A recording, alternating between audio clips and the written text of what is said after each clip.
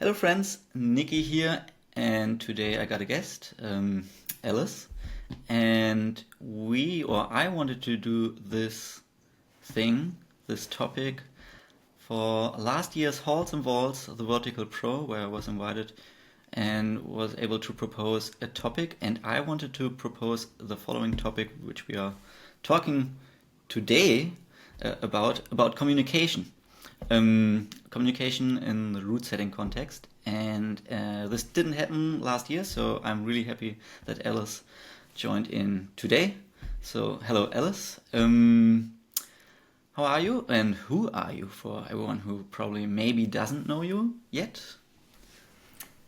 Hello. Thank you for having me.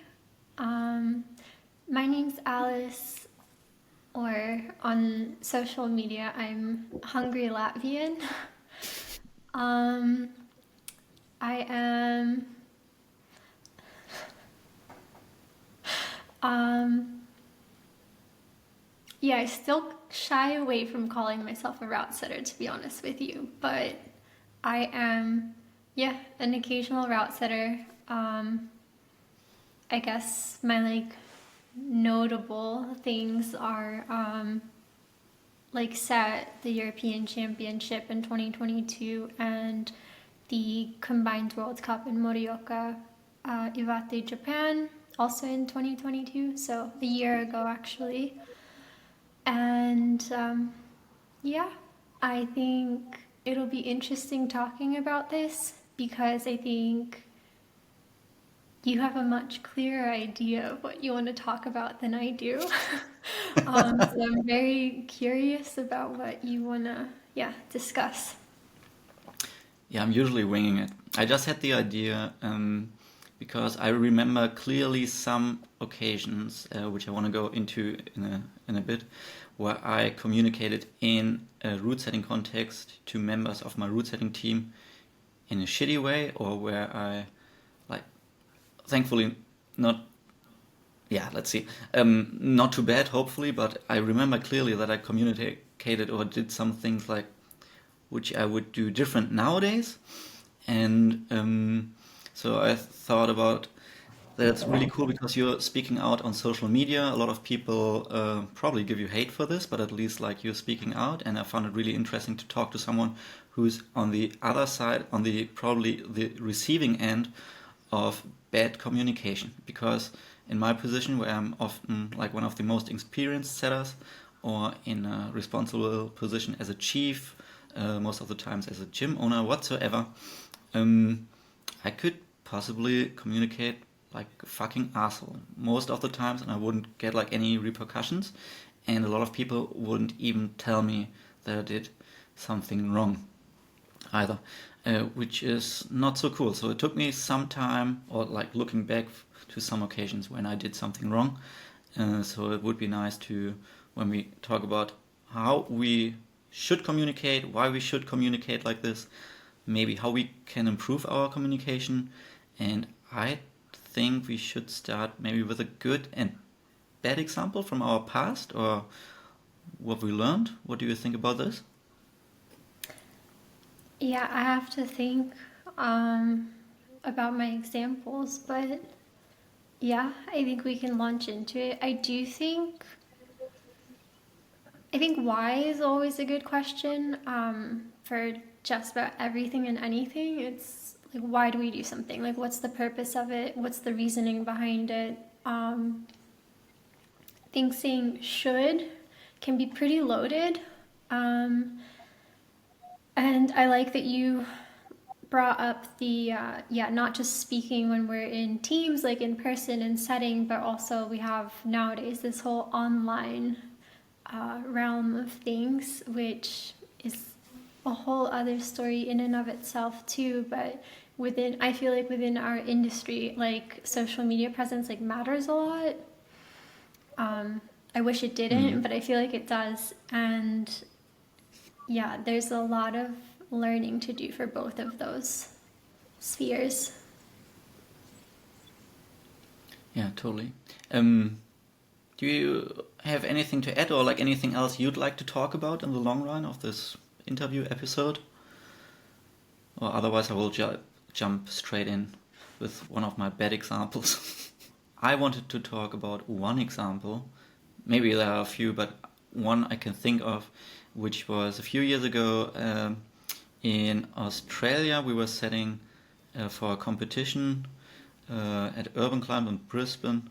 I think it was Boulder Fest, and we had one female setter, or like we had like two with us, and one of them was setting, or was supposed, or wanted to set a toe catch, and I saw that she was stuck, so someone else asked me to help her a little bit, one of the chief setters, to help her out with the boulder. And what I basically did was like, hey, can I help you? And she said yes. And what I did was basically setting the boulder in front of her for her and explained everything just on the go. But I did not take her with me, or like I didn't try to embrace her to go on the journey of discovering the move and why it works and how it works on her own. And yeah, this occurred to me like a few days later, and I think that was really shitty, because there was time and space to be like really calm and patient and not kind of like showing off that I know how it works. We could have like talked through it and discovered it a little bit like together to get it into her toe hook move, into her toe catch. Yes, that's one of the examples. And I know I never talked with her about this. I'm really happy that we are like on really good terms, and that we talk about a lot of other stuff, about communication as well. And maybe she forgot about it. I don't know. I gotta talk to her the next time I see her. But for me, it was really like, shit, Nikki, you fucked up there, because you probably made her feel like really small. And yeah, that's a shitty example of my past. Yeah. And nowadays I would do it completely different. Yeah. I mean, we live and we learn, right? Yeah, sure. I think it also depends where like each person is at Now you're in their completely own frozen. growth. I just heard we live and we learn, and then everything was frozen. No. Now it's good again. I think it really depends on where a person's at in their own like growth and development too. Some people don't mind if someone does it right in front of them or like for them. And then there's definitely instances though where the individuals, they don't want you to do it for them. Like they want to learn how to do it because like they want to grow as a setter.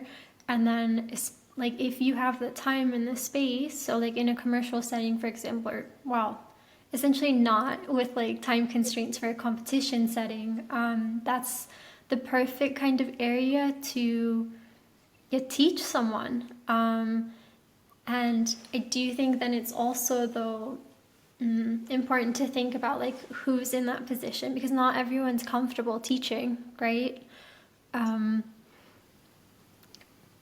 There's some super experienced setters, like they can't really communicate, to be honest with you. So for example, for them, like they're not the best teacher, at least not for like talking through like the physics of a boulder or whatever, but like you can learn other things from them and like and in other ways. But I think it's super individual. I do understand what you mean with like, yeah, that could have been done better. I think when I found so when I started setting in Germany, for example, I was really lucky because I had this environment where like it was always my idea that stayed on the wall, because well, luckily I seem to have ideas for what to put on, but the boys, like, so the team, it was always a matter of like, so what are we going to do together to make it work, because we had time and space. So it's this perfect kind of environment for me to learn how things worked. But we were also lucky that, and not everyone in the team, but a lot of people in the team, they were really gentle with communicating that. But I think it also had to do with like we had a baseline level of respect for one another. They knew that I was learning, and they didn't judge me for that. So, and like that's super invaluable. If something like this happened or happens, like what do you think? Like how should we communicate? Like you say, like we had like a different understanding of where we are. Um, like from your perspective, like what do you think? Like how should I have approached it?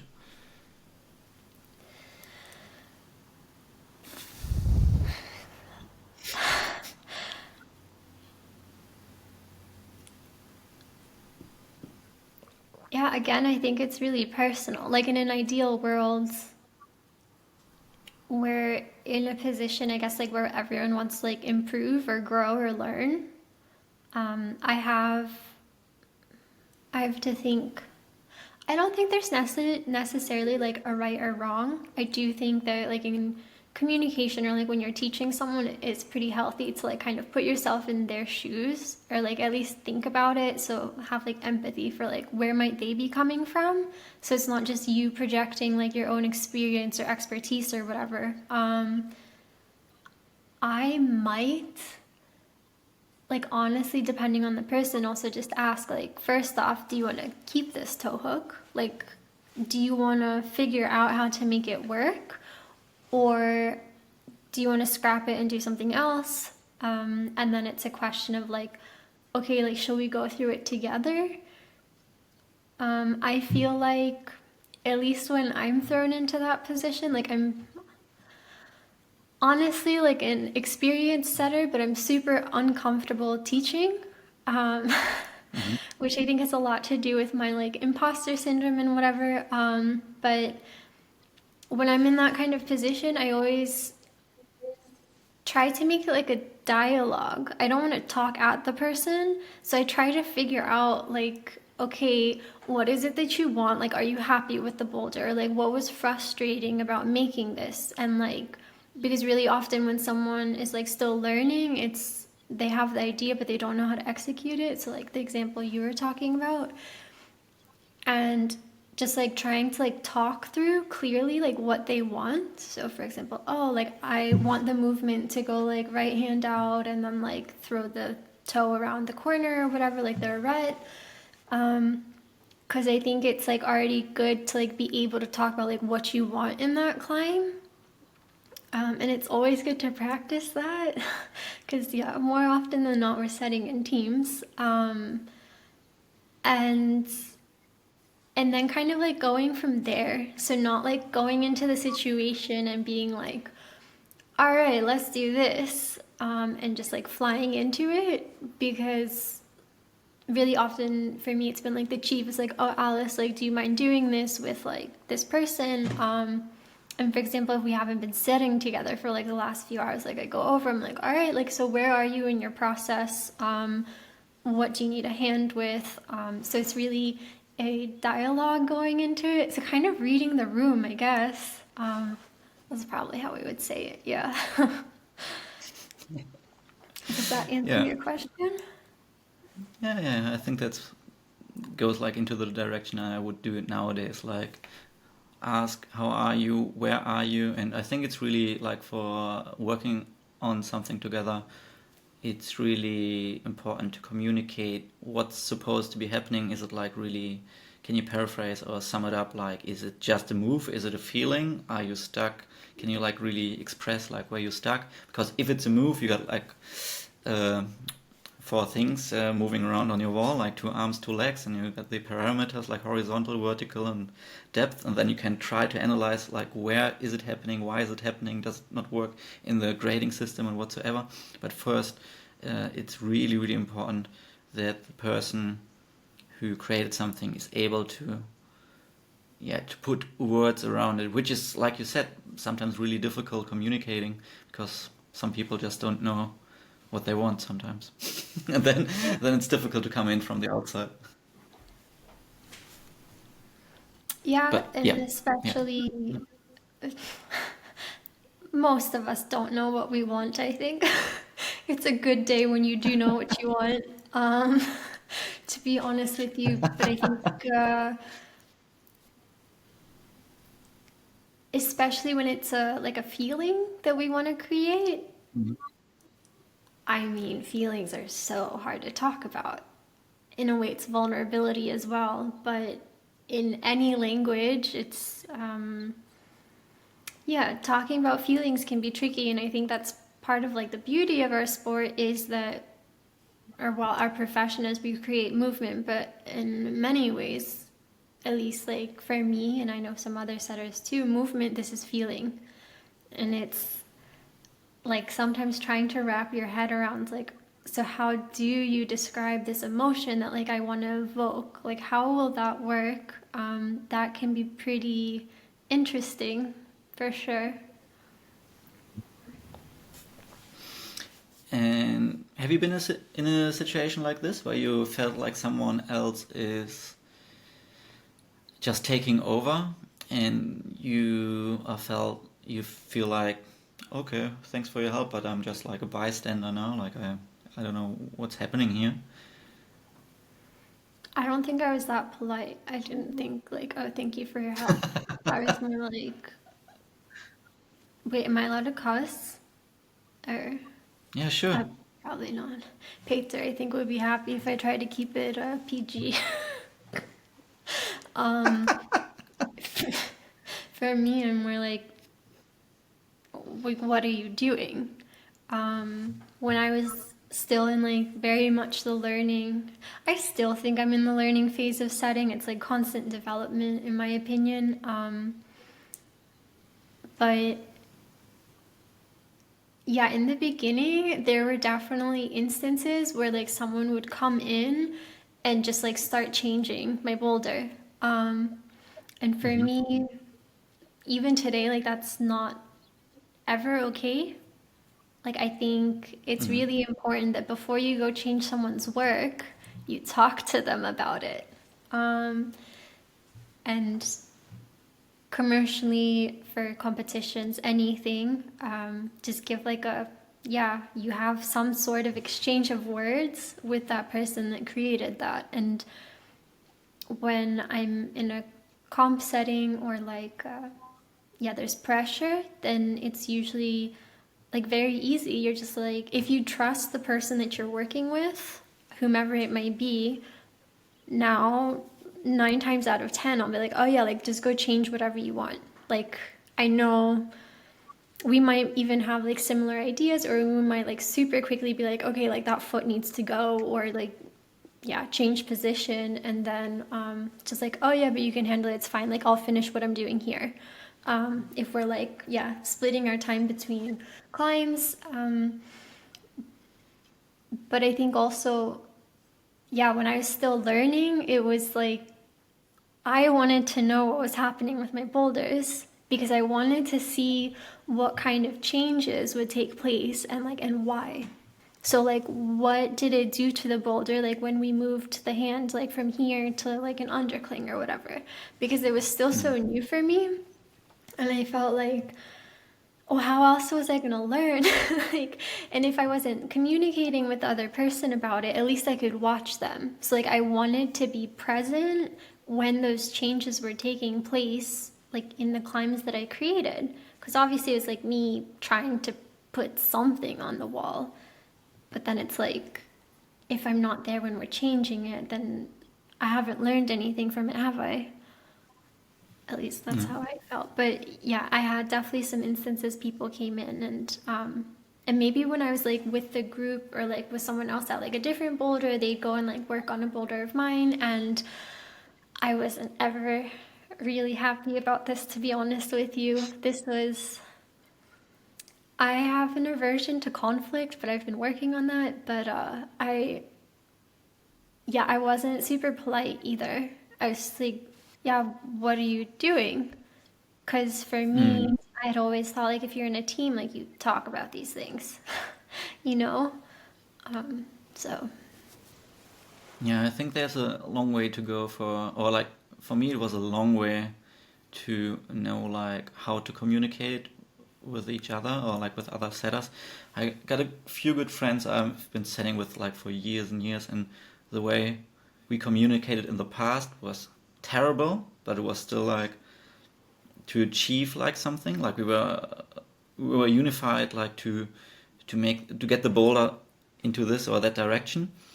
But I remember like I think 2012 or whatever, I set a competition with Robert Leistner in Berlin, and it was like really really late at night, and I was setting a runner, and he didn't. I think we argued just about an angle of a hold, and we yelled at each other and screamed at each other and just insulted each other. But in the end, we were like kind of we found an agreement, like we were happy with the angle of the hold. And then someone came up to me and was like, "You can't talk to this like Robert." I was like, "Why? He's talking like this to me." And the guy was like, "But this is Robert Leistner. Like he's." I was like, "I don't give a shit. Like we're talking about the way he talks to me, the way I talk to him, and I don't know like who started talking like this." Um, but like looking back, like it was really emotional, and if two emotional people crash into each other, sometimes like the way they talk with each other can sound like really hurtful, and I think it can be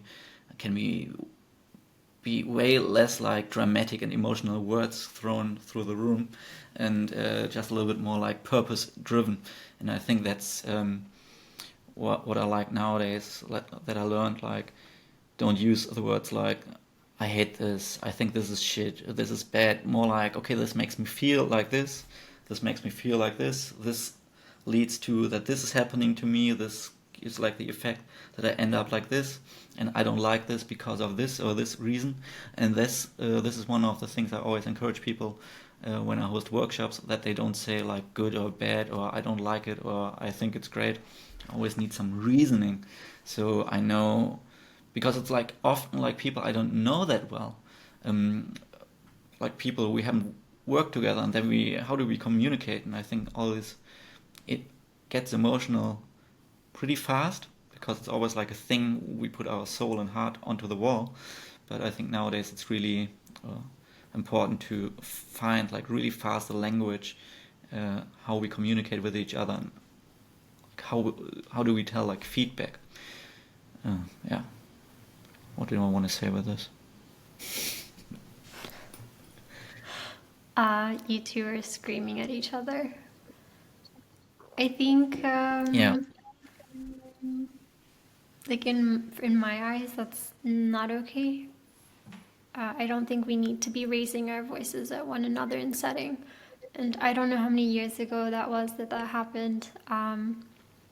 But I do know, like, I'd really like to professionalize setting to the point where, like, we're not assholes to each other, and that we at least can get paid decently so people can actually make a living from setting.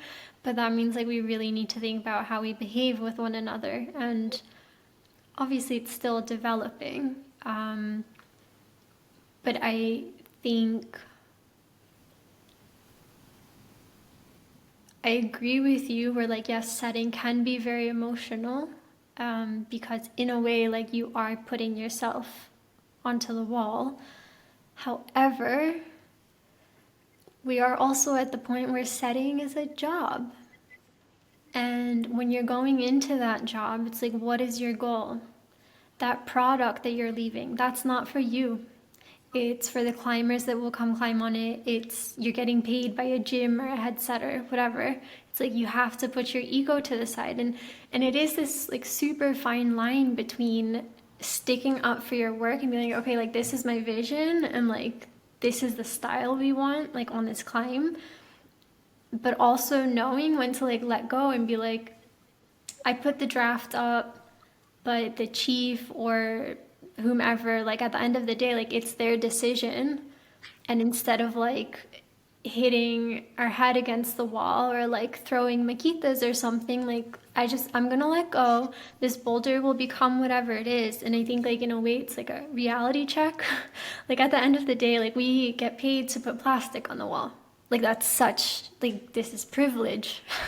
Like it is absolutely crazy. And I think it's super important to like keep that in mind, because it's like, why would you treat another human being poorly over like a 10-degree angle difference of a hold?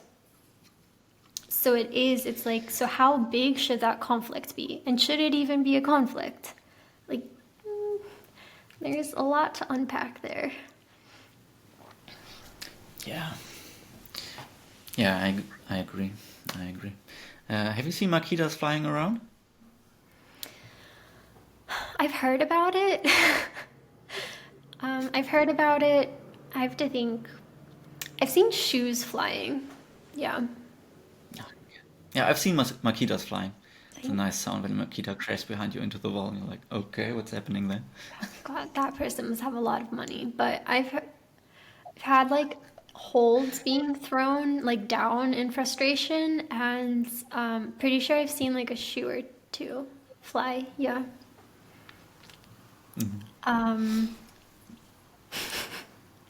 Super healthy, non-toxic workplace.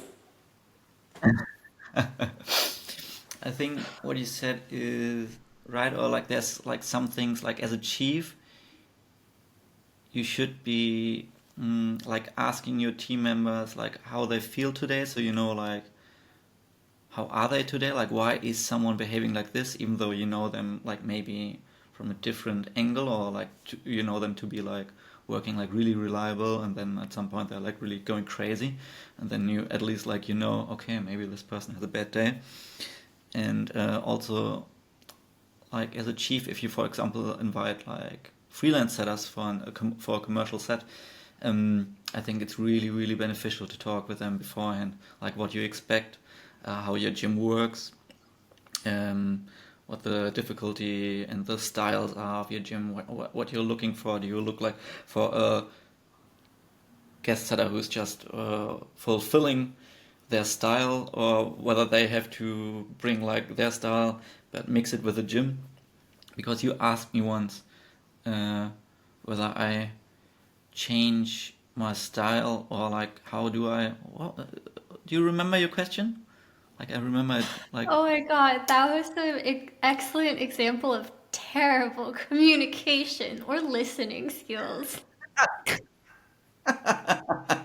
okay, I thought you asked me what was it like? Um, how much do I change my style when I go to a gym, or like if the head setter or the owners of the gym don't like my boulders? And I think I said something like, yeah, if they don't like it, I just don't go there anymore, or stuff like this. But what I forgot, like what I forgot to tell as well, is like that I'm really privileged. Like don't need to go to every gym to set and to earn money. And what I would also would like to add is like if I go to a gym, I ask them like how much of my stuff I should bring in there. If they have like any concerns, they should raise them. And at some point there might be like a conflict where I think, okay, this is like totally great, but if they want to change it, then change it, and then I might possibly like never come back, because if there's like too much of a disagreement, and I'm like, yeah, but again, this is privileged and maybe a little bit arrogant. Yeah. But as a freelancer, you have to bend a little bit, but I don't think you should bend too much, otherwise you're selling your soul, and you should sell your heart and not your soul. Yeah.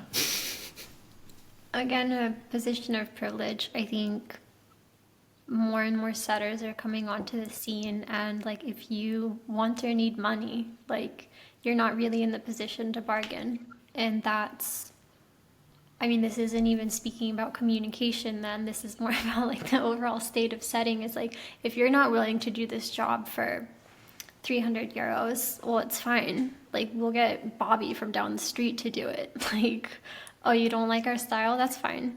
Like, we'll get someone else to come set here.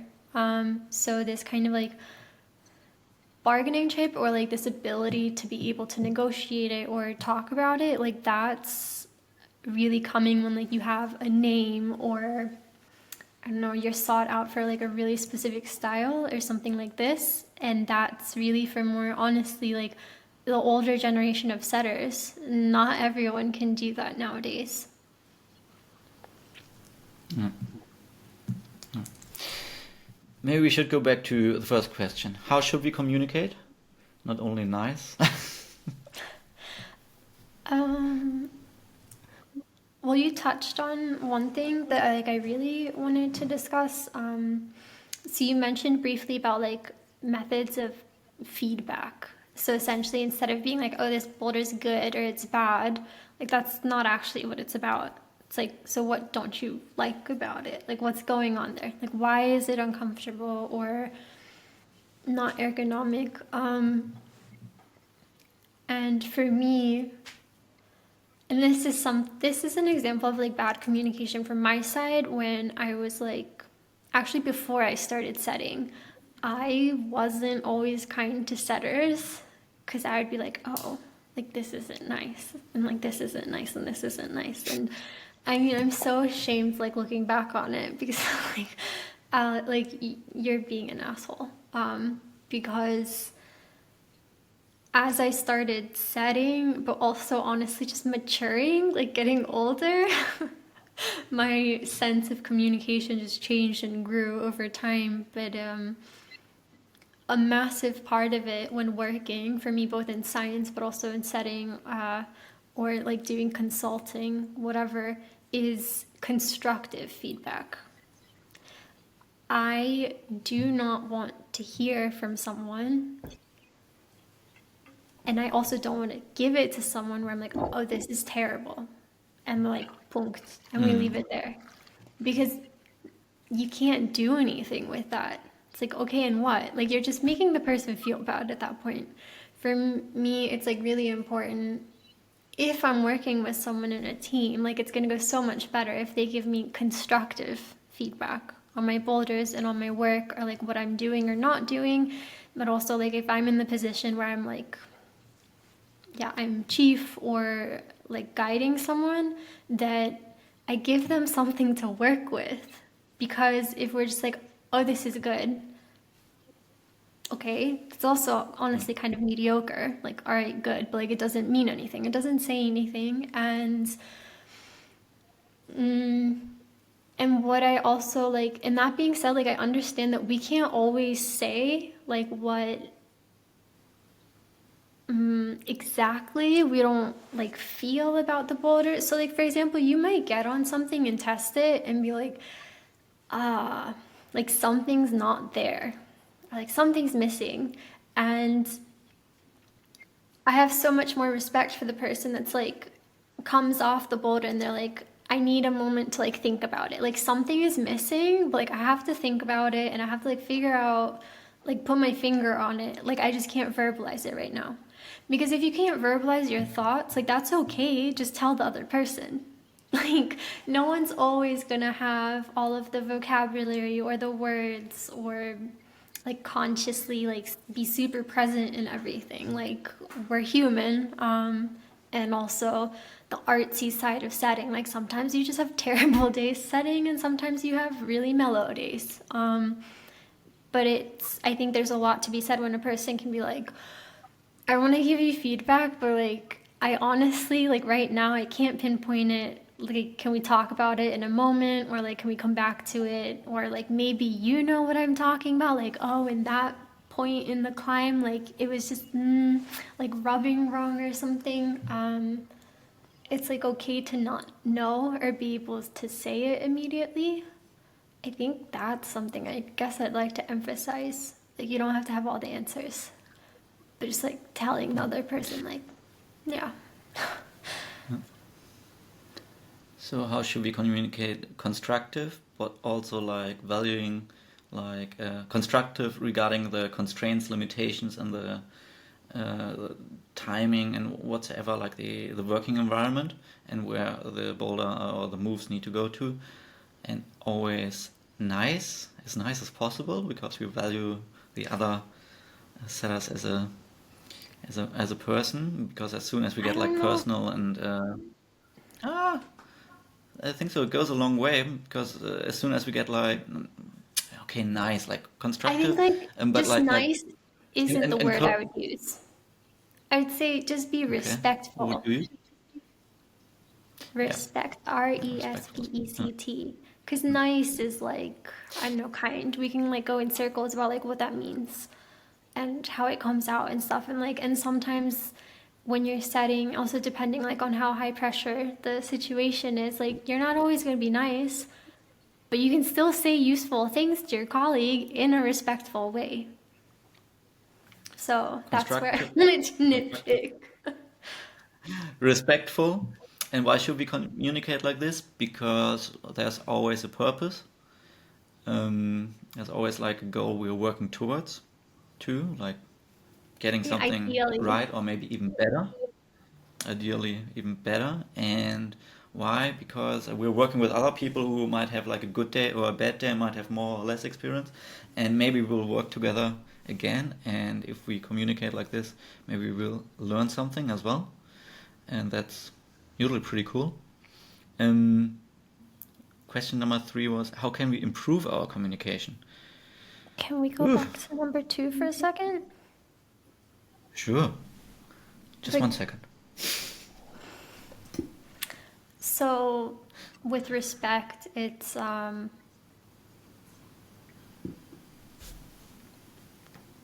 I think we're really missing that in setting often because it is Hmm. by the very nature of it, setting can oftentimes be like super ego driven. But at the end of the day, like you're working with other human beings and it's like I think this is where empathy can come in a bit is how do you feel when you're in a working environment where you don't feel respected, or you don't feel seen and you don't feel heard? Like that's not a nice place to work, right?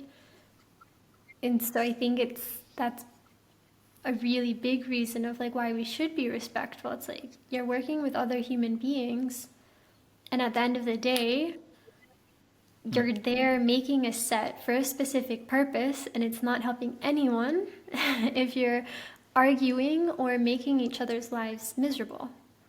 And again, it can in setting oftentimes because it is this like very who knows who thing, it can be really personal. So like you know these people as friends.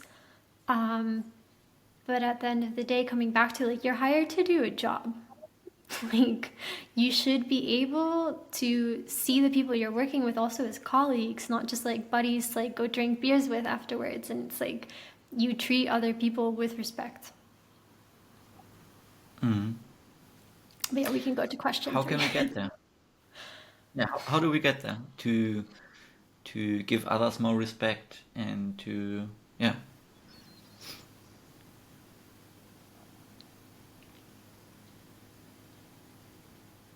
It's something that's very individual again.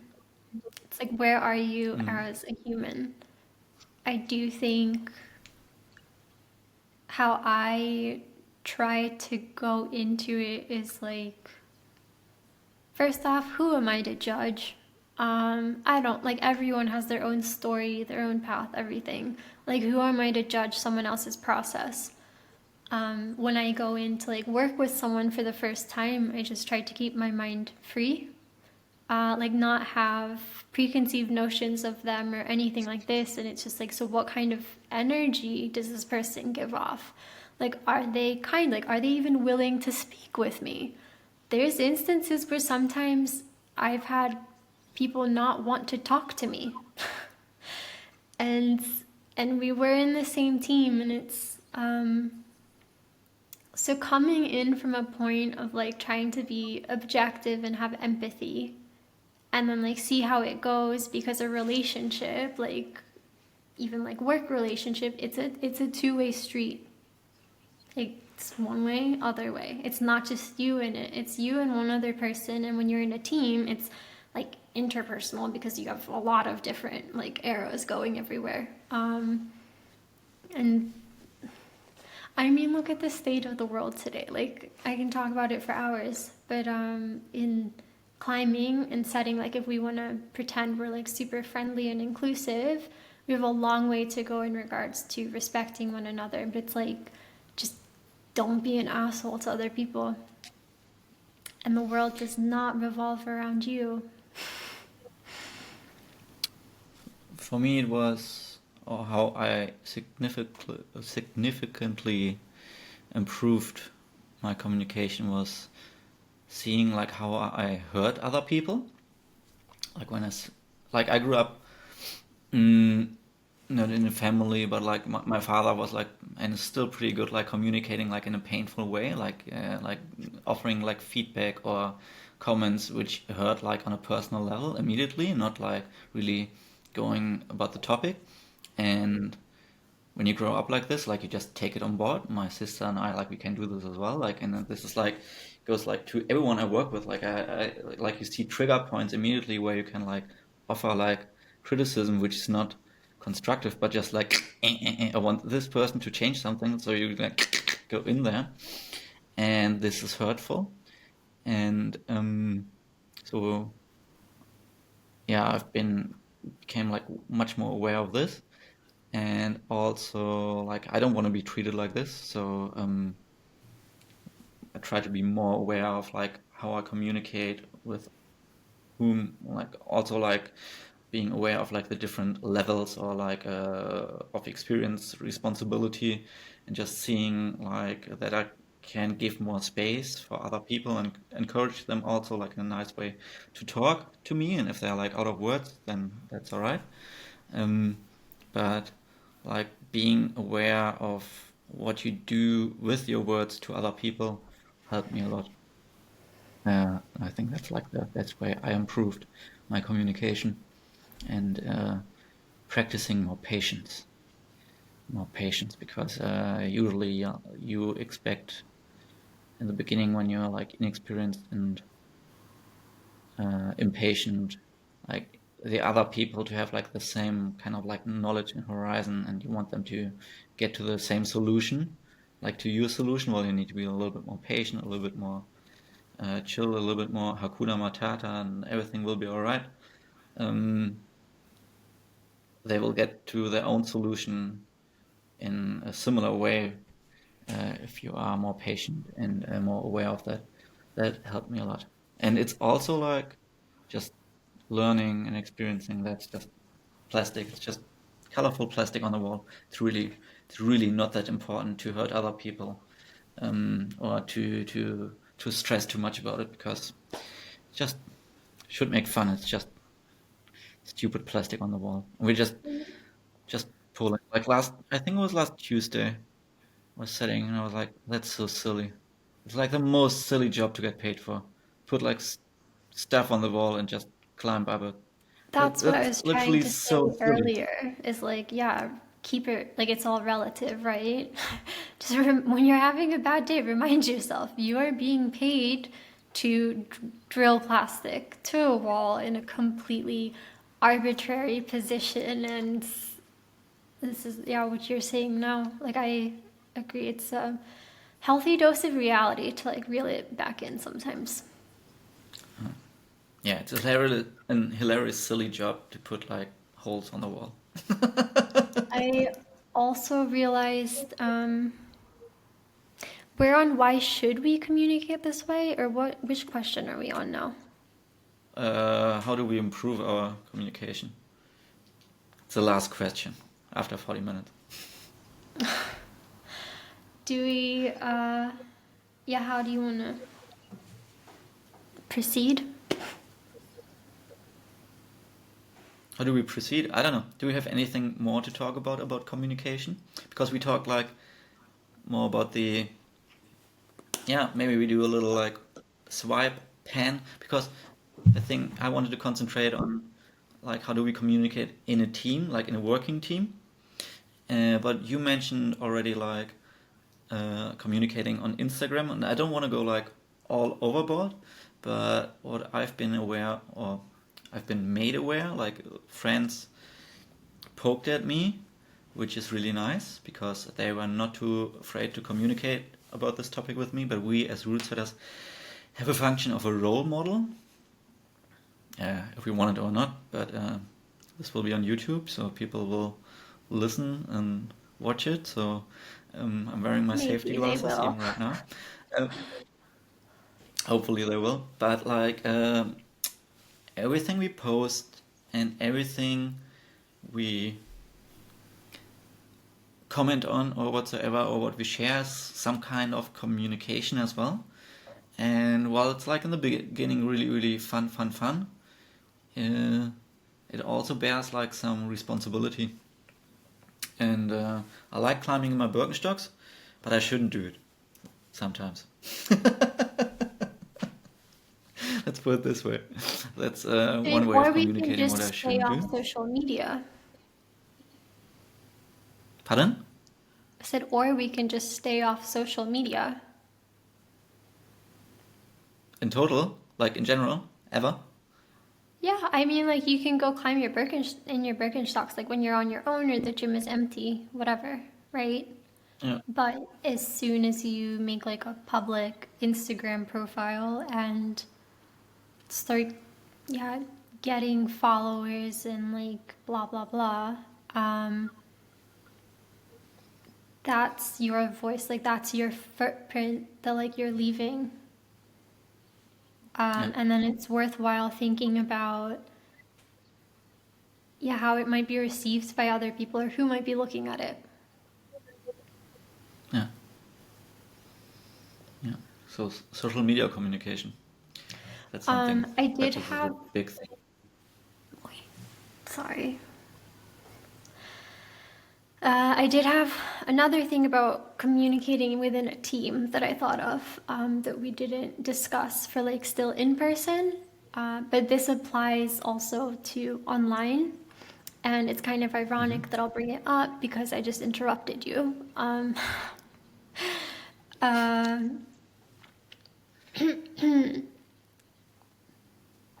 we ideally, like when we're communicating or trying to communicate, we don't want to just talk for the sake of talking. So, especially when you're in a team, so working with other human beings, it's worth listening to what they're saying. So, it's not just they talk and you immediately like throw ideas back. It's like, are you actually hearing what the other person's saying? And like, are you hearing it? Are you letting it sink in? Is it going through your mind or is it going in one ear and out the other ear? Because that's also something I've experienced quite often is we're just all egos forward and it's but no one's listening to each other. And it's like, but why are we doing that? Like, how is this helping further our cause or make our job easier? Because it's not. It's not really doing it. It's more of a chaos, and for some people, they react well for that, like towards this, and some people adamantly believe that in setting you should have conflict and all of this stuff, but not everyone feels that way. So it's like, yeah, being aware of that. But I think it's pretty healthy to like listen to what the person across from you is actually saying. And this is also online. Uh, it's very easy to scream online because no one sees your face or hears your voice. And so you can just say everything, and like you don't give a space for someone else to step in or communicate how they're feeling or what they think. So it's just like these kinds of things to like be conscious of.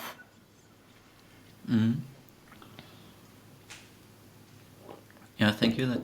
Yeah, listening is pretty good. Anything else about social media you want to go into right now, or should we just save this maybe for another day?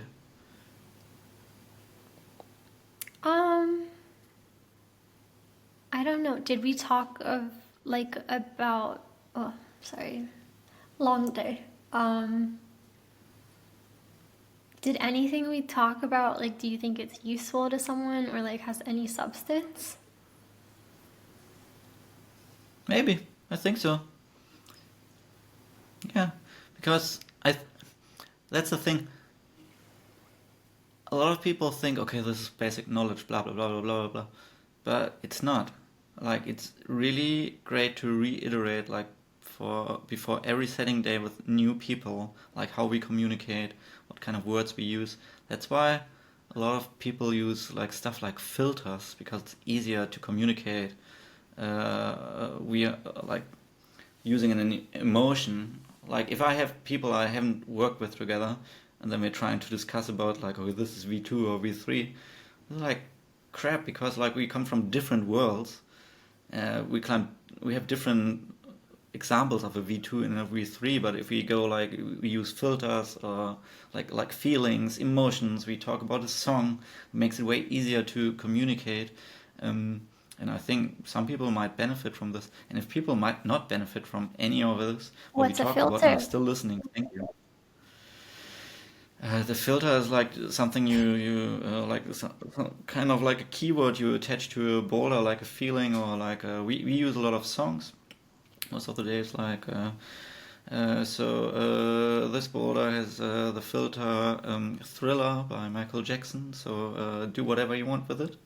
What does this word invoke, like inspire in you?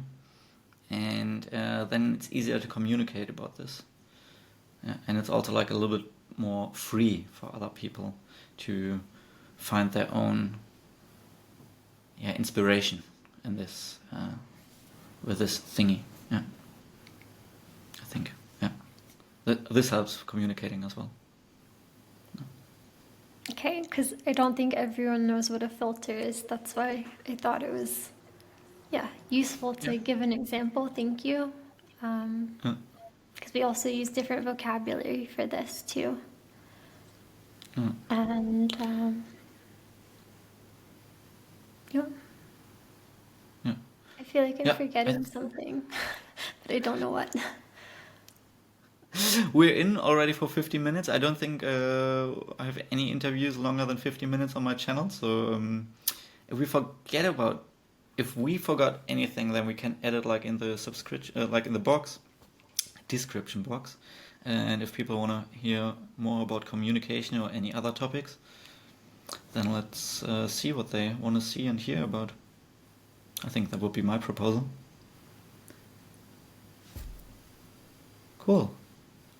Thank you for joining me today here on the YouTube. And if you want to talk to Alice, you will find her Instagram handle somewhere there. And feel free, hopefully communicate with you. Yeah, I hope some part of this might be useful to someone. I'm not really sure. And I'm pretty nervous about being on YouTube, but we'll see how it goes. Thanks for having me. Thanks for the conversation. There's a lot to do. My viewers are usually nice, so please, friends, be nice. Be No, nice be and real. constructive and respectful. Okay, Nikki out. Bye, see you soon.